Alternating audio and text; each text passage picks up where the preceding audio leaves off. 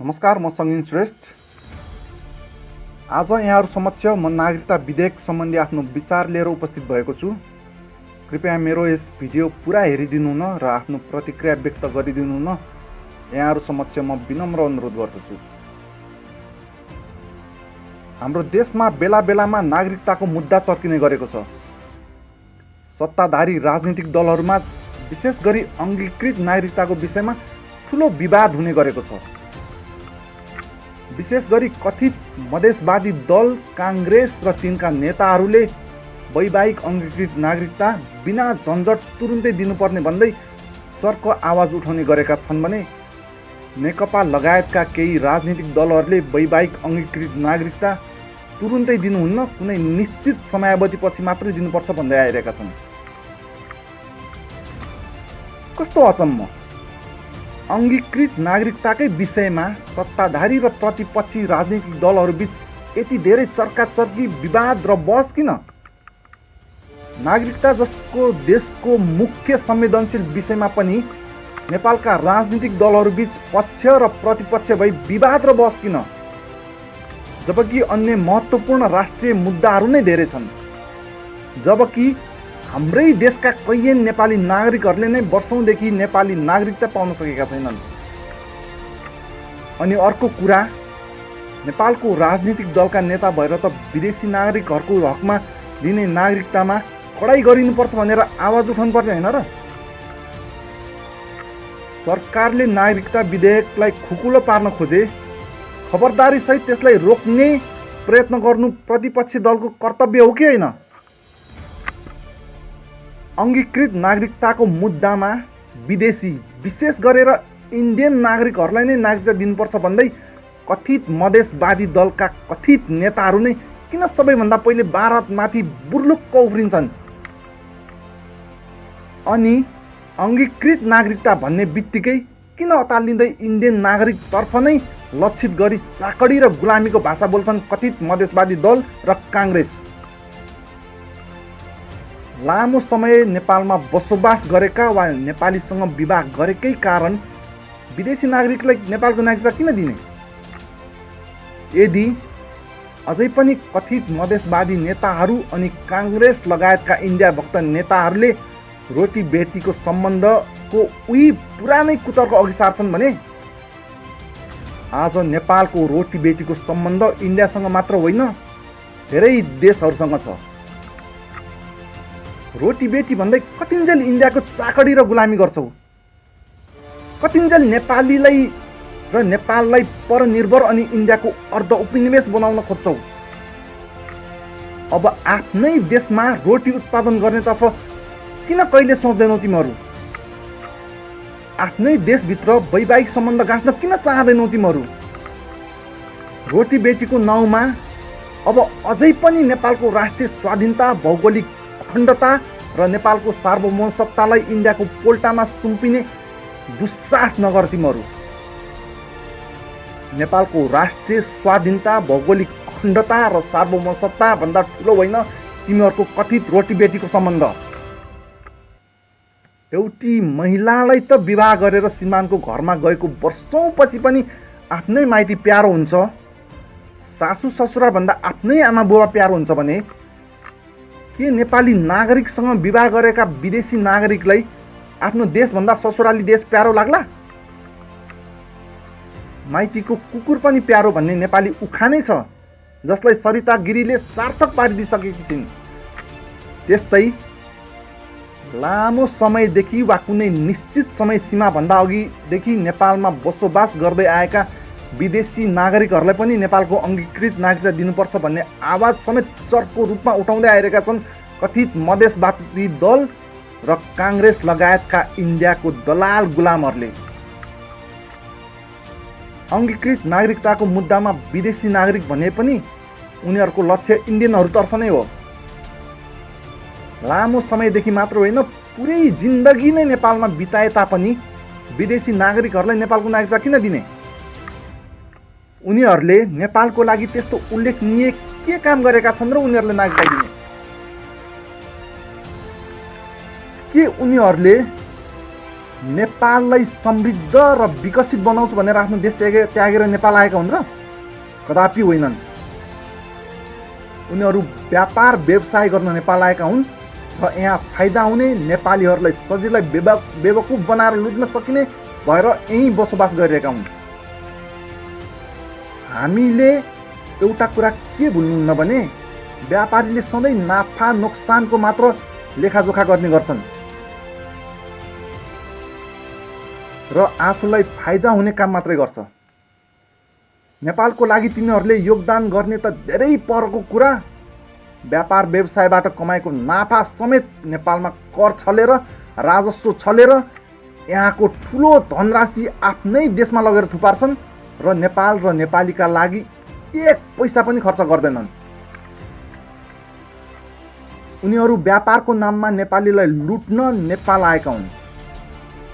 अझ यथार्थ कुरा गर्ने हो भने इतिहासमा जसरी अङ्ग्रेजहरू व्यापारीको भेषमा आएर अहिलेका इन्डिया, पाकिस्तान, बङ्गलादेश लगायतका विशाल भूभागलाई निलेका थिए, अङ्ग्रेजहरूको सिको सिक्दै त्यसरी नै सके सिङ्गो नेपाललाई, नसके तराईका भूभागलाई, सिक्किमलाई निले चाहिँ सर्लक्कै निल्नको लागि उनीहरू नेपाल आएर व्यापार व्यवसायको नाममा यहीँ जरा गाडेर बसिरहेका छन्। अनि त्यस्ता अपराधी लुटेराहरूलाई नेपालको नागरिकता किन दिने?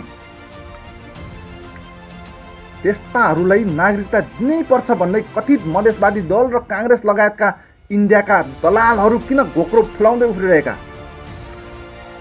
नेपालमा जति पनि इन्डियनहरू बसोबास गरिरहेका छन् ती सबै नेपालमा व्यापार गर्न अनि नेपाल र नेपाली जनतालाई लुट्नै आएका हुन्।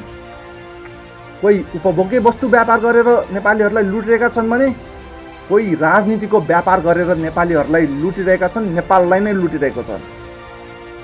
अनि उनीहरू नै आप्रवासी तथा विवाह गरेर आएका इन्डियनहरूलाई बिना शर्त सजिलै अनि तुरुन्तै नागरिकता दिनुपर्छ भन्दै चिच्याउँदै उफ्रिँदै अराजकता मचाइरहेका छन्। पछिल्लो पटक अङ्गीकृत नागरिकताको बहस चर्कँदा कथित मधेसवादी नेताहरू नेपाली नागरिकसँग विवाह गरेर आएका तथा आप्रवासी इन्डियनहरूलाई बिना शर्त सजिलै अनि तुरुन्तै नागरिकता दिनुपर्छ भन्दै घोक्रो फुलाएर जोडतोडले संसदमा चिच्याएका थिए। विवाह गरेर नेपाल आएका र आप्रवासी इन्डियनहरूको अधिकारको कुरा गर्दै घोक्रो फुलाउनेहरू नेपालका विकट बस्ती कुना कन्दरामा बसोबास गरिरहेका गरिब, असहाय, निमुखा ती नेपाली जनताहरूको बारेमा किन केही बोल्दैनन्? किन व्यवस्था गर्छन् जसलाई दिनको एक छाक टार्न पनि धौधौ परिरहेको छ, जसको ओत लाग्ने गतिलो छाना छैन, जसको अधिकारको लागि बोलिने कोही पनि छैनन्? अनि मुख्य कुरा, तिनै नेपाली जनताहरूले आफ्नो उमेर ढल्किँदासम्म पनि अहिलेसम्म नागरिकता पाएका छैनन्। इन्डियन नागरिकको त्यत्रो पीर, चिन्ता अनि नेपाली नागरिकको चाहिँ वास्तै छैन? इन्डिया प्रतिको तिमीहरूको चाकडी र दलाली यहीँबाट प्रष्ट हुन्छ। विदेशीलाई नागरिकता दिनुपर्छ भन्दै संसद र सदनमा घोक्रो फुलाउनेहरू इन्डियाले सुस्ता, कालापानी, लिपुलेक, लिम्पियाधुरा लगायतका 60,000 हेक्टरभन्दा बढी नेपाली भूभाग अतिक्रमण गरी कब्जा गर्दा किन एक शब्द पनि बोल्दैनन्? किन इन्डियाको विरुद्ध उफ्रिन सक्दैनन्? कुन दुलोमा लुकेर बस्छन्? किनकि नेपालको भूभाग अतिक्रमण गर्दा त्यसको प्रत्यक्ष असर तराईमै हुन्छ, जसलाई तिमीहरू इन्डियाकै चाकडी र दलाली गर्दै मधेस भनिरहेका छौ। हतियारधारी इन्डियन एसएसबीहरू दिन दहाडै नेपाल प्रवेश गरी तराईवासी नेपालका जनताहरूलाई नै विभिन्न प्रकारले दुःख दिइरहेका छन्, जसलाई तिमीहरू मधेसी भनिरहेका छौ। तिमीहरूको राजनीति वास्तवमै तिमीहरूले नै भन्दै आइरहेको मधेस र मधेसीहरूको लागि हो वा इन्डियाको स्वार्थ सिद्धको लागि हो भन्ने यहीँबाट प्रष्ट हुन्छ। कथित मधेसवादी नेताहरू इन्डियाको विरुद्ध चुसम्म पनि गर्दैनन्, कहिले गर्दैनन् र गर्नेवाला पनि छैनन्। बरु मधेसी जनताको लागि भन्दै मधेसको राजनीति गरेर तराईमा अराजकता मात्र मचाई इन्डियाकै चाकडी र दलालीको मात्रै भाषा बोलिरहने गर्छन्। किनकि अफसोसका साथ भन्नुपर्दा कथित मधेसवादी नेताहरू स्वयं अङ्गीकृत नागरिकताधारीहरू हुन्। विभिन्न 2 नम्बरी तरिकाले नेपालको अङ्गीकृत नागरिकता लिएर संसदसम्म पहुँच बनाइसकेका उनीहरूको नेपालको राष्ट्रपति, उपराष्ट्रपति, प्रधानमन्त्री, प्रधान न्यायाधीश, प्रतिनिधि सभाका सभामुख, राष्ट्रिय सभाका अध्यक्ष, प्रदेश प्रमुख, मुख्यमन्त्री, प्रदेश सभाको सभामुख र सुरक्षा निकायका प्रमुख लगायतका सम्पूर्ण संवैधानिक पदहरूमा अङ्गीकृत नागरिकता पाएका नागरिकहरूको पनि पहुँच हुनुपर्ने भन्दै माग राख्दै संसद र सदन तताइरहेका छन्। यसरी नेपाललाई पनि सके सिक्किमीकरण, नसके फिजीकरण गर्ने षड्यन्त्रको जालो बुनिरहेका छन् उनीहरूले। अहिले तराईका जिल्लाहरूमा नेपालको कुल जनसङ्ख्याको 50% नागरिक बसोबास गर्ने तथ्याङ्कमा देखाएको छ। उक्त सङ्ख्यालाई 51% पुर्याएर नेपाललाई टुक्राउने ऐन संशोधन मार्फत योजनाबद्ध रूपमा गम्भीर षड्यन्त्र सुरु भइसकेको छ। पछिल्लो समय नागरिकता विधेयकको बहस चर्किँदै गर्दा वैवाहिक अङ्गीकृतको हकमा नेपाली नागरिकसँग विवाह गरेको 7 वर्षपछि त्यस्तै विदेशी आप्रवासीको हकमा नेपालमा बसोबास गरेको 15 वर्ष पुरा भएकाहरूलाई अङ्गीकृत नागरिकता दिनुपर्ने नेकपाको प्रस्तावलाई सदनबाट बहुमतले पारित गरेको थियो, जसको कथित मधेसवादी दल र काङ्ग्रेसले विरोध गर्दै आइरहेका छन्। म पनि विरोध गर्छु, तर मेरो विरोध कथित मधेसवादी दल र काङ्ग्रेसको जस्तो कदापि होइन। म यस अर्थमा विरोध गर्छु कि कुनै पनि विदेशी नेपालीलाई नेपालको नागरिकता दिनै हुन्न। नेपालमा बसोबास गर्दै आएका विदेशीलाई 15 वर्षपछि मात्र होइन, कहिल्यै पनि नेपालको नागरिकता दिनुहुन्न। बरु उनीहरूको सुविधाको लागि कुनै निश्चित समयावधिपछि स्थायी बसोबास अनुमति पत्र, जसलाई बुझ्ने गरी भन्नुपर्दा पिआर दिने व्यवस्था गरिनुपर्छ। तर त्यो पनि उक्त विदेशी नागरिकले नेपालमा बसेर नेपालको र नेपाली जनताको हितमा कस्तो खालको उल्लेखनीय कार्य गरेको छ वा छैन त्यसको मूल्याङ्कन गरेर पिआर प्राप्त गर्न योग्य भए मात्र दिने जस्ता मापदण्ड बनाउनै पर्छ। यदि नेपालमा व्यापार गरेर वा कुनै पेसा गरेर बसेको तर उल्टै नेपालको हित विपरीत कार्य गरेको पाइए पिआर दिने होइन, उल्टै कारबाही गरेर नेपाल आउन प्रतिबन्ध लगाउनुपर्छ। नेपाली नागरिकसँग विवाह गरेका विदेशी, त्यो पनि महिलालाई मात्र 7 वर्ष अङ्गीकृत नागरिकता दिने व्यवस्था गर्नुपर्छ। महिलालाई मात्र, त्यो पनि 7 वर्षसम्म नेपालमा बसेर नेपालप्रतिको उसको धारणा, नेपालप्रति उसले गरेको योगदान आदिको मूल्याङ्कन गरेर मात्रै नागरिकता दिने व्यवस्था गरिनुपर्छ। तर उसको नेपालप्रतिको धारणा र सोच, आचरण र व्यवहार चरित्रगिरीको जस्तो देखिए 7 वर्षपछि पनि उसलाई नागरिकता दिन बाध्य नहुने जस्ता कानुनी व्यवस्था लागू गरिनुपर्छ। साथै उनीहरूलाई नागरिकता नपाउन्जेलसम्म कुनै पनि चुनावमा भोट हाल्न र उम्मेदवारी दिन नपाउने बाहेक नेपाली नागरिकताबाट यो देशभित्र पाउन सकिने सम्पूर्ण सुविधा पाउने विशेष खाले परिचय पत्र दिने व्यवस्था गरिनुपर्छ। यदि नागरिकता पाउने समयावधि अगावै उक्त विदेशी महिलाको सम्बन्ध विच्छेद भएमा घटनाको प्रकृति र कारण छानबिन गरेर सोही अनुसारको न्याय दिलाउने व्यवस्था गरिनुपर्छ।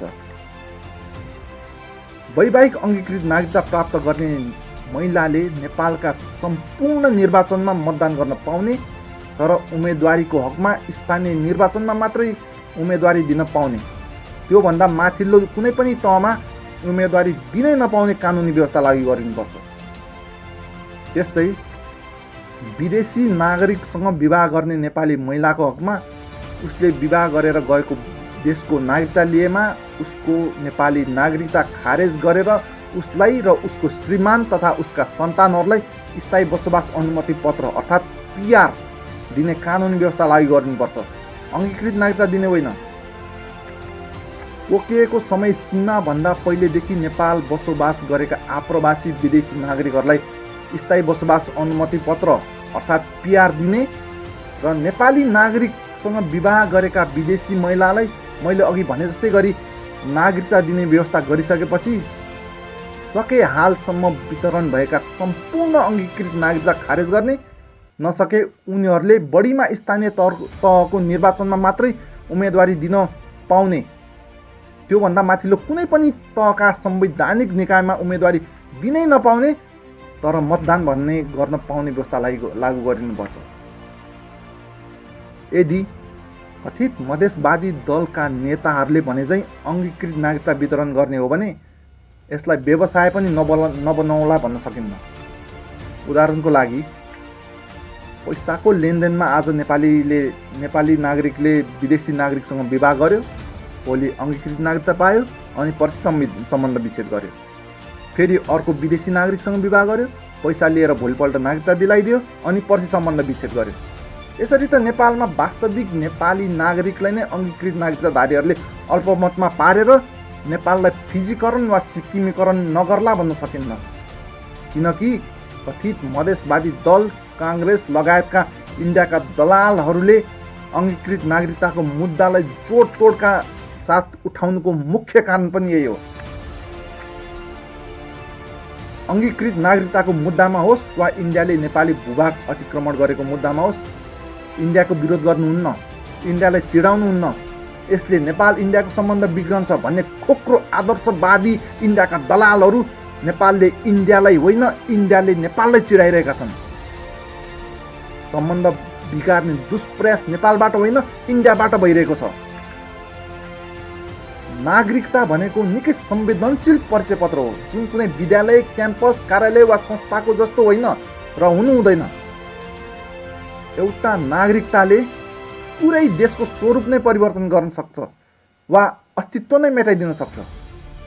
त्यसैले नेपालको राष्ट्रिय स्वाधीनता, अखण्डता, सार्वभौमसत्ता, अस्तित्व र पहिचानलाई विस्तारवादीहरूको षड्यन्त्रबाट र उनीहरूको दलालको षड्यन्त्रबाट बचाउनकै लागि अङ्गीकृत नागरिकता खारेज गर्नै पर्छ। अङ्गीकृत नागरिकता दिने व्यवस्था खारेज गर्नै पर्छ। नागरिकता विधेयकमा गम्भीर भई कडाई गर्नै पर्छ।